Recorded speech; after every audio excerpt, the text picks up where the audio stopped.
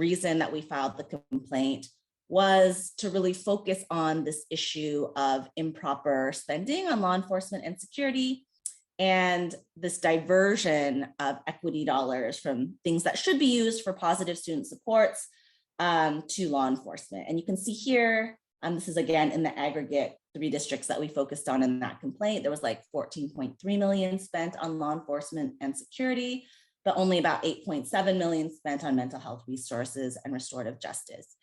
And, I think Victor and I wish that our partners from COPE and ICUC were here to also share with you why they got involved in the complaint. But since they couldn't be here today, I thought that I would play a short clip from the virtual press conference that we held when we filed this complaint, so you could hear from them yourself a little bit. So let me just see if this works. Can you all hear? The speaker is Felicia Jones. Felicia is Associate Director at COPE and parent in the Rialto Unified School District. Thank you. So as you've heard, I am both an advocate and a mommy.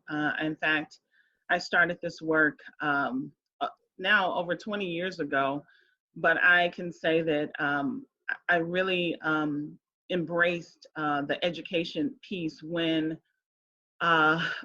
my son was born. He is now a senior in high school, 17 years old.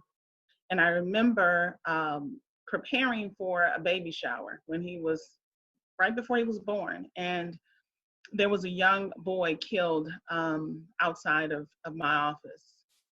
And his death for me was a catalyst for me to really see education in a different light. One, because while I was preparing for my son's life, I also needed to be concerned about both the boy who would ultimately have a gun, the life that could potentially be taken.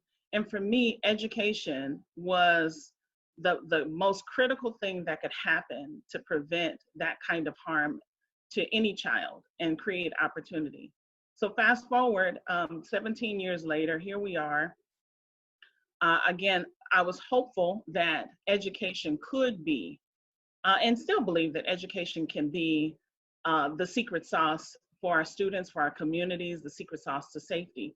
However, our schools have actually done the opposite. They have actually invested in the very systems that continue to criminalize our young people, move them into the prison system, and really prepare them for a life that does not advance safety, nor does it advance their well-being.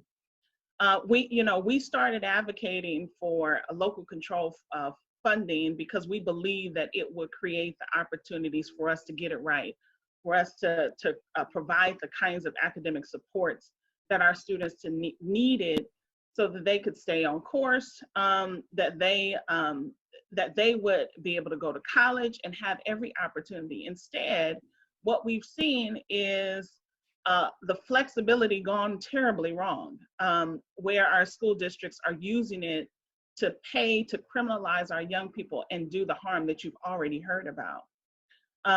We have been patient. We have sat at tables with our school districts. We don't have enough power within our individual organizations to monitor every single school district and expend our resources chasing after school districts for them to get it right, which is why this complaint is so critical.